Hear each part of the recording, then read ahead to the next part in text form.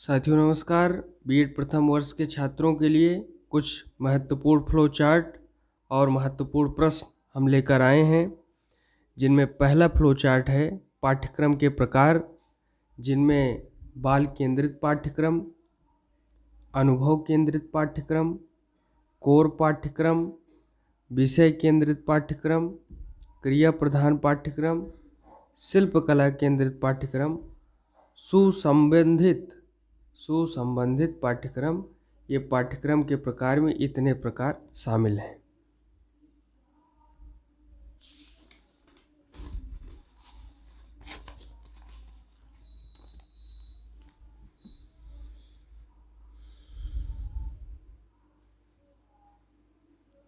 आगे बढ़ते हैं। सूक्ष्म शिक्षण के सिद्धांत, इसमें जटिलताओं में कमी, कौशल प्रशिक्षण, नियंत्रित अभ्यास, प्रतिपुष्टि विकास, वास्तविक शिक्षण, ये सारी बातें सूक्ष्म शिक्षण सिद्धांत के अंतर्गत आती हैं।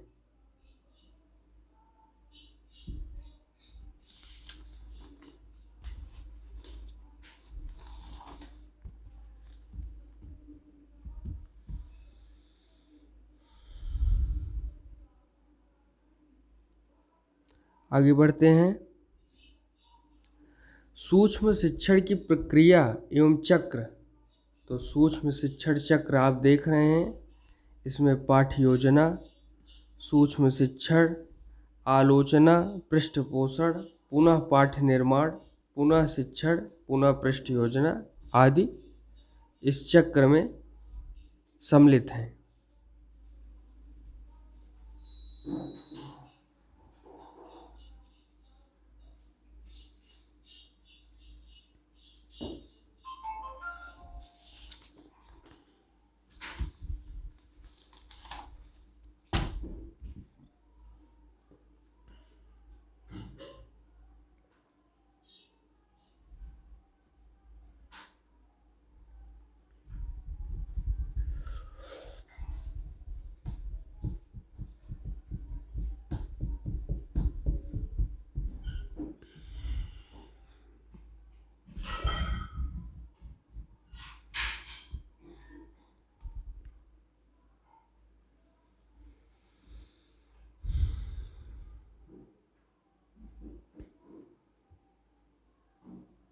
आगे बढ़ते हैं।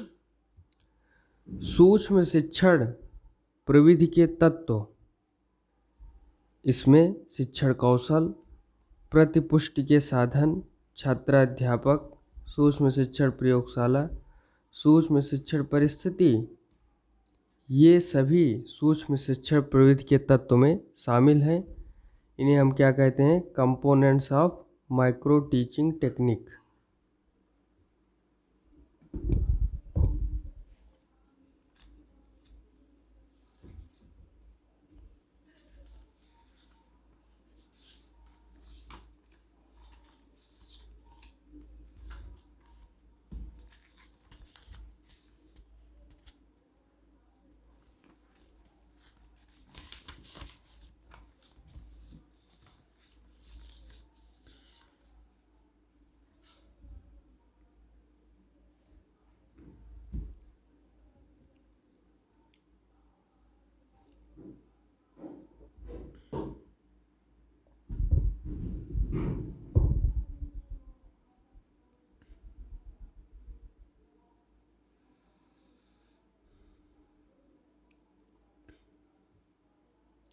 अब हम आगे बढ़ते हैं।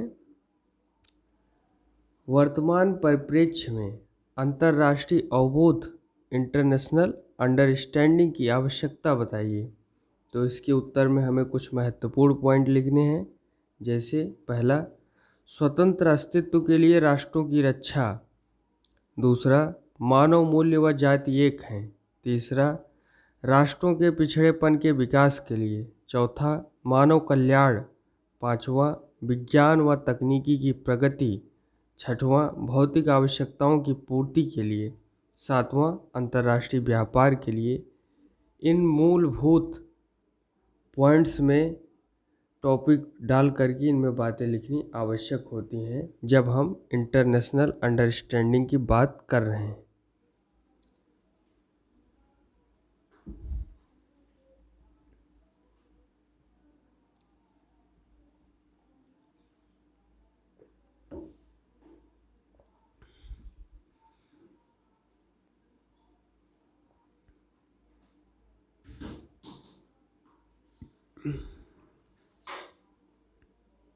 आगे बढ़ते हैं। यथार्थवाद के प्रमुख सिद्धांत बताइए। तो यथार्थवाद के प्रमुख सिद्धांत इस प्रकार हैं। पहला, ज्ञानेंद्रियां ज्ञान के द्वार हैं। दूसरा, प्रयोग पर बल। तीसरा, प्रत्यक्ष जगत सत्य है। चौथा, मानव के वर्तमान व्यवहारिक जीवन पर महत्व। पांचवा, आदर्शवाद का विरोध।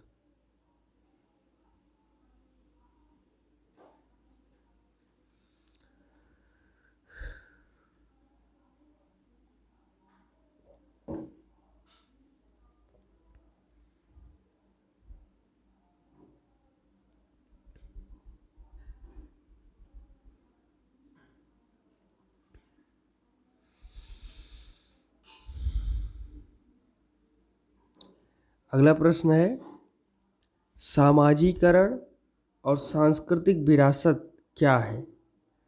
तो सामाजिकरण के दायरे में केवल भाषा, रहन सहन, खान पान की विधियाँ, व्यवहार प्रतिमान और रीति रिवाज आदि आते हैं, जबकि सांस्कृतिक विरासत में इनके अतिरिक्त कला, कौशल, संगीत, नृत्य, भाषा, साहित्य, धर्म, दर्शन, आदर्श, विश्वास और मूल्य भी आते हैं। तो सामाजिकरण और सांस्कृतिक विरासत में मूलभूत अंतर है और बहुत सारी बातें ऐसे भी हैं जो सांस्कृतिक विरासत और सामाजिकरण को जोड़ करके भी देखी जाती हैं।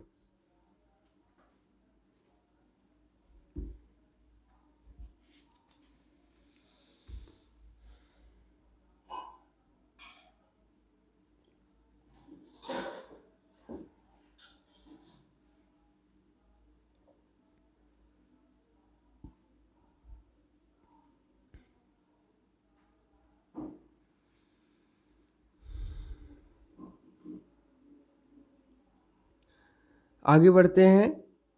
आदर्शवाद के अनुसार शिक्षा के क्या उद्देश्य होने चाहिए? तो आदर्शवाद और शिक्षा के उद्देश्य में व्यक्तित्व का उच्चतम विकास या आत्मानुभूति, ये आदर्शवाद में शिक्षा के प्रमुख उद्देश्यों में पहली बात है। दूसरी बात है आध्यात्मिक विकास। तीसरा, अमर आदर्शों एवं मूल्यों की प्राप्ति। चौथा, सांस्कृतिक विरासत की समृद्धि। पांचवा, बालक का बौद्धिक विकास।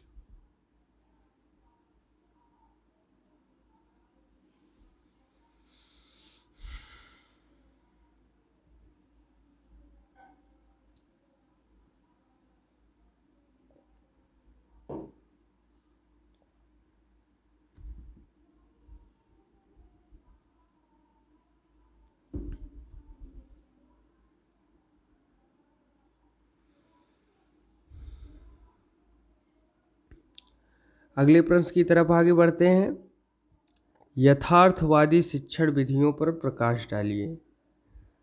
तो यथार्थवादी शिक्षण विधियां, जिनमें पहला आगमन विधि, दूसरा ज्ञानेंद्रिय प्रशिक्षण, तीसरा भ्रमण विधि, चौथा अभ्यास विधि, पांचवा सरल से जटिल की ओर, छठवां स्थूल से सूक्ष्म की ओर, सातवां निश्चित से अनिश्चित की ओर और आठवां स्वशिक्षा एवं आत्मविश्वास पर बल देकर यथार्थवादी शिक्षण विधियों पर प्रकाश डाला जाता है। यथार्थवाद रियलिज्म अर्थात जो ज्ञानेंद्रियों के माध्यम से हम देखते हैं, अनुभव करते हैं, उन्हीं को यथार्थ मानकर वो सत्य के रूप में प्रतिपादित करता है। और यथार्थवाद की मूल धारणा इसी ज्ञानेंद्रिय प्रशिक्षण, भ्रमण विधि, अभ्यास विधि, सरल से जटिल की ओर, स्थूल से सूक्ष्म की ओर, निश्चित से अनिश्चित की ओर, स्वशिक्षा एवं आत्मविश्वास पर अधिक बल दे करके, ये सारी विधियाँ यथार्थवादी शिक्षण का हिस्सा हैं।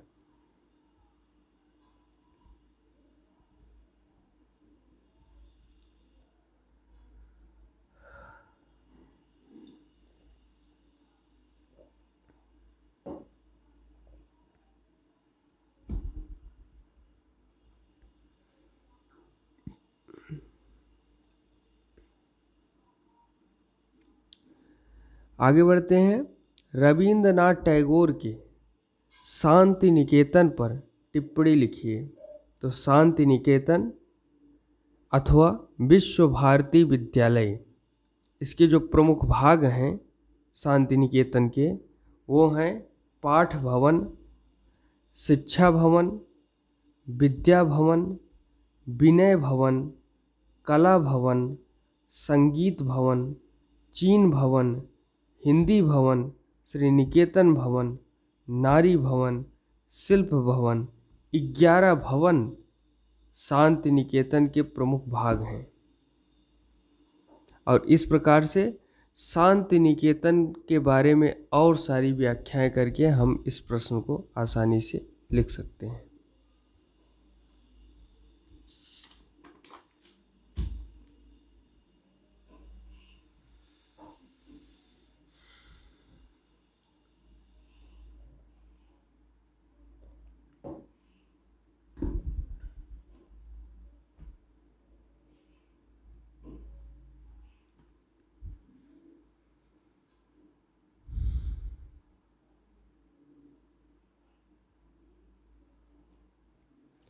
आगे बढ़ते हैं।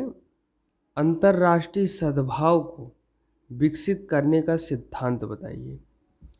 तो अंतर्राष्ट्रीय सद्भाव कैसे विकसित हो, इसके लिए कुछ सिद्धांत बताए गए हैं, जिनमें पहला है सहृदयता एवं स्वतंत्र चिंतन शक्ति का विकास। दूसरा, सह अस्तित्व का सिद्धांत। तीसरा, अंतर संबंध का सिद्धांत। चौथा, अभय का सिद्धांत। पांचवा, देशभक्ति को सही रूप में ग्रहण करने का सिद्धांत अंतर्राष्ट्रीय सद्भाव को विकसित करता है, बना कर रखता है, सजोए रहता है।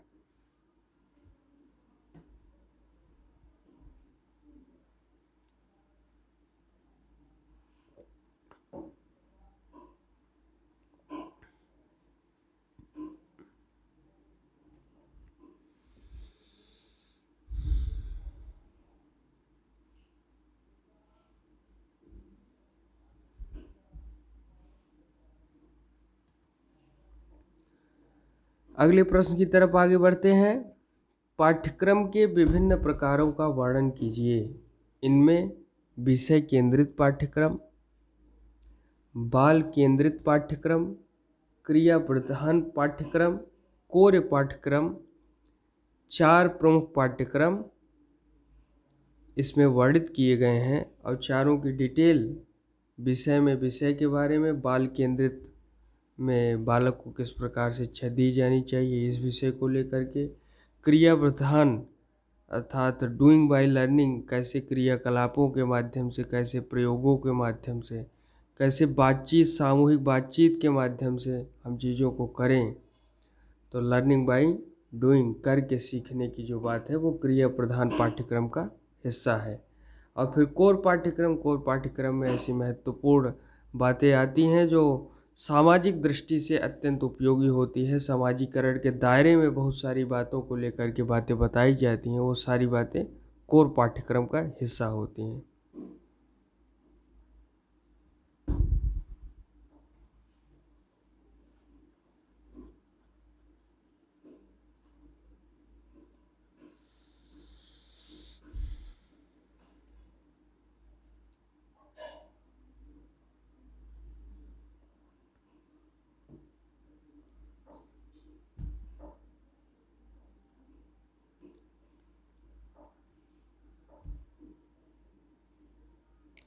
आगे बढ़ते हैं। पाठ्यचर्या की आवश्यकता एवं महत्व बताइए। तो पाठ्यचर्या की क्या आवश्यकता है और क्या महत्व है, इसको जानने के लिए हमें कुछ मूलभूत विषयों को समझना होगा। शिक्षक के लिए पाठ्यचर्या की आवश्यकता एवं महत्व, अर्थात टीचर के लिए पाठ्यचर्या की आवश्यकता क्या है और महत्व क्या है, इस विषय को हमें जानना होगा। दूसरा है शिक्षार्थी के लिए आवश्यकता एवं महत्व, जो शिक्षा अर्जन करने वाला व्यक्ति है, विद्यार्थी है, उसके लिए पाठ्यचर्या की आवश्यकता और महत्व क्या है। तीसरा, समाज के लिए पाठ्यचर्या की आवश्यकता एवं महत्व क्या है, इस बात को समझना। चौथा है सांस्कृतिक उन्नयन हेतु पाठ्यचर्या की आवश्यकता एवं महत्व क्या है, इस बात को समझना। पांचवा है अंतर्दृष्टि तथा अवबोध के विकास हेतु आवश्यकता एवं महत्व। अंतर्दृष्टि अर्थात खुद में जो सूझ की भावना है, अंडरस्टैंडिंग की भावना है, इसके विकास हेतु पाठ्यचर्या की आवश्यकता एवं महत्व को बताना। छठा है शिक्षा की समान संरचना एवं समानता पर बल। शिक्षा सबके लिए होनी चाहिए, उसकी समान संरचना और समानता पर बल, इस विषय को लेकर के पाठ्यचर्या की आवश्यकता एवं महत्व पर प्रकाश डालना है।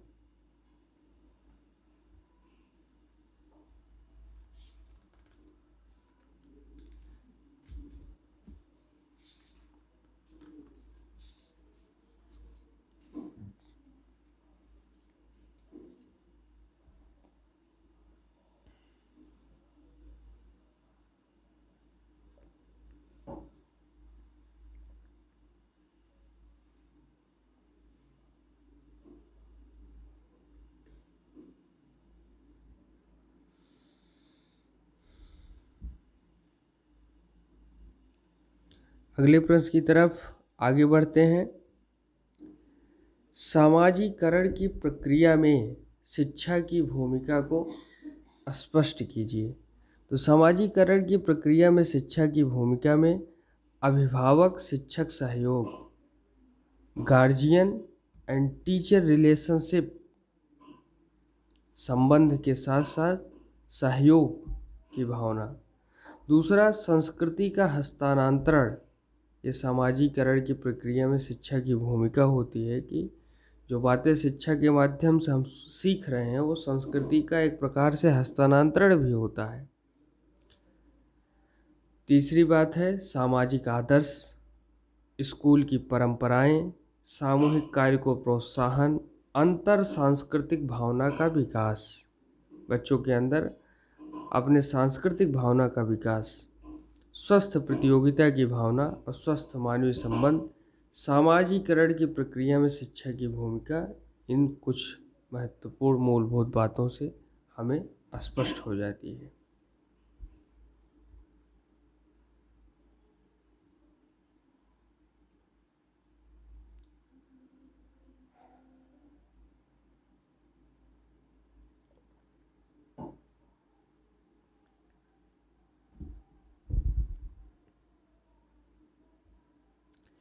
अगले प्रश्न की तरफ आगे बढ़ते हैं।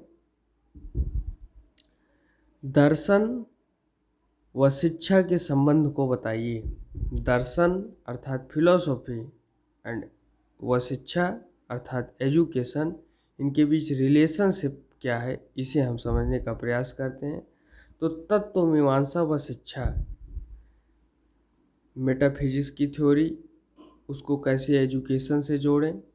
ज्ञान मीमांसा, नॉलेज एंड एजुकेशन को कैसे जोड़ें। मूल्य मीमांसा, वैल्यू एंड एजुकेशन को कैसे जोड़ें।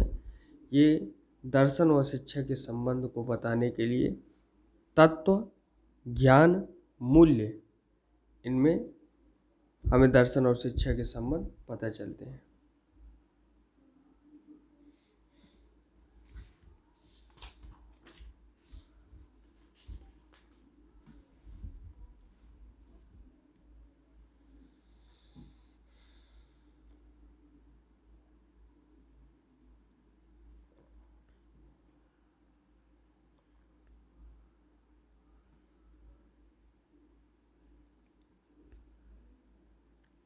आगे बढ़ते हैं।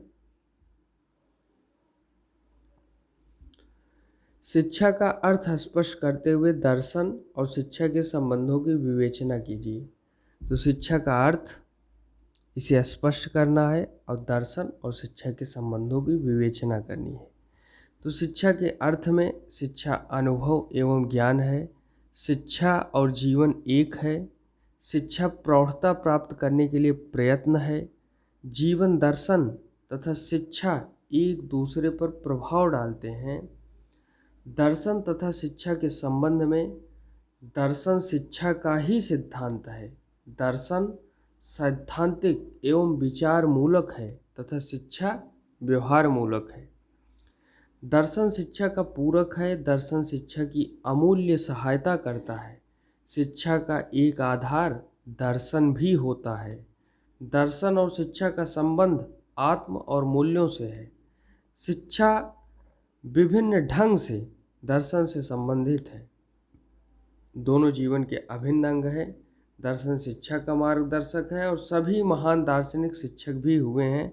इस प्रकार से दर्शन शिक्षा का संबंध और शिक्षा का अर्थ, इन मूलभूत टॉपिकों, हेडिंग और सब हेडिंग में हमारा दीर्घ उत्तर प्रश्न आसानी से 500 शब्दों में लिखा जा सकता है।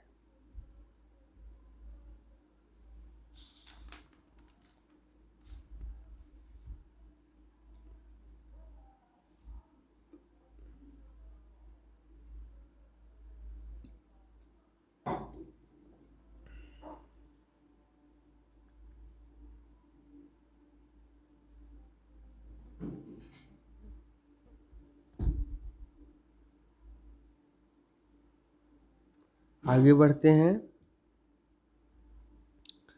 तो सामाजिकरण करने वाले कौन कौन से तत्व हैं, उन तत्वों की व्याख्या कीजिए। तो सामाजिकरण करने वाले प्रमुख तत्व में परिवार, उत्सव, विद्यालय, खेल, स्काउटिंग एवं गर्ल गाइडिंग, बाल गोष्ठियाँ, विद्यालय, ये सभी सामाजिकरण करने वाले प्रमुख तत्व हैं। इनसे सामाजिकरण होता है परिवार के माध्यम से, त्योहारों के माध्यम से, विद्यालय के माध्यम से, खेलों के माध्यम से, स्काउटिंग के माध्यम से, बाल गोष्ठियों के माध्यम से, विद्यालय के माध्यम से हम सभी बच्चों का समाजीकरण होता है।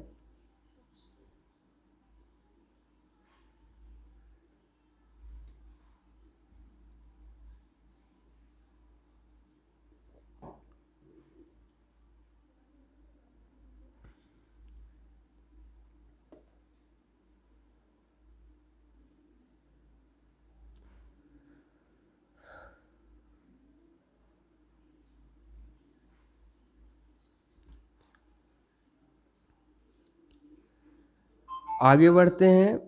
विद्या और अविद्या का क्या अर्थ है, वर्णन कीजिए। तो विद्या और अविद्या, तो वेद के अनुसार विद्या तथा अविद्या की क्या बातें बताई गई हैं। उपनिषदों के अनुसार विद्या तथा अविद्या की जो बातें बताई गई हैं।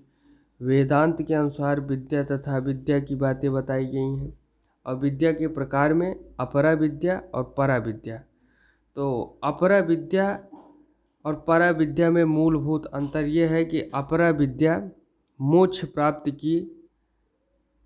प्राप्ति पर अधिक बल न दे करके मानव जीवन को किस प्रकार जिया जाए, भौतिक रूप से कैसे साधन संपन्न किया जाए, इस पर अधिक बल देती है। जबकि परा विद्या मोक्ष की प्राप्ति की बात करती है, कैसे आध्यात्मिक व्यक्ति के अंदर आध्यात्मिक विकास कैसे हो, इसकी बात करती है। और साथ ही साथ मनुष्य प्रसन्न हो, खुशी रहे और साधन संपन्न भी हो। तो ये सारी बातें परा विद्या में शामिल होती हैं। तो विद्या के दो प्रकार हैं, एक अपरा विद्या, एक परा विद्या। और अपरा विद्या में ज़्यादातर बातें व्यावसायिक महत्व पर अधिक बल दे करके की जाती हैं।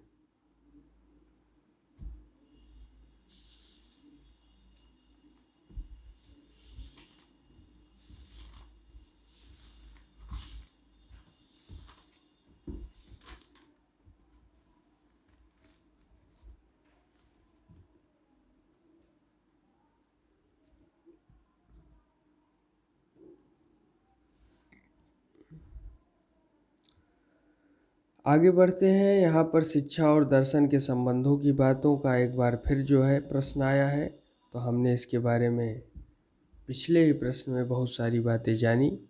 अब हम अगला प्रश्न देखते हैं। वर्तमान भारतीय दशाओं के परिप्रेक्ष्य में शिक्षा के क्या उद्देश्य होने चाहिए?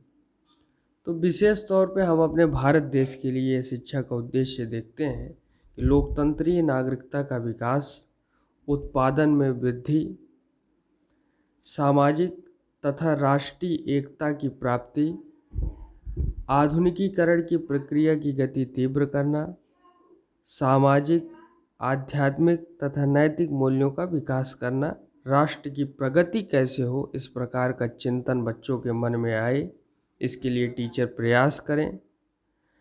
और इसमें जो की पॉइंट है, शिक्षा आयोग ने अपने प्रतिवेदन में कहा है कि भारत को विभिन्न कार्यक्रमों के द्वारा एक ऐसे समाज के उदय के लिए मार्ग तैयार करना चाहिए जो संपूर्ण मानव की आवश्यकताओं की पूर्ति करे।